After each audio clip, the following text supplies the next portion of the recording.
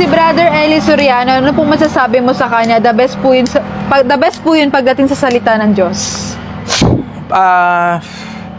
Magaling na debatista si Eli.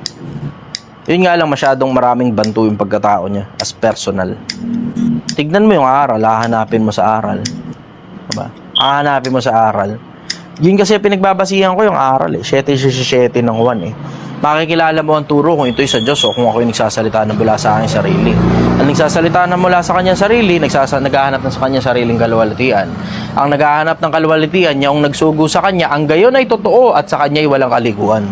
Diba? 7:18 ng 1. Nakabisado ko na nga yung talata, kababasa ko ng paulit-ulit ng Biblia. Ito ba?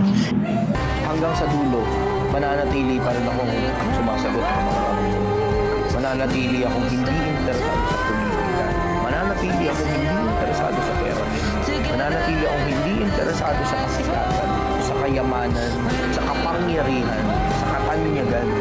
Mananatili pa rin akong sumasagot sa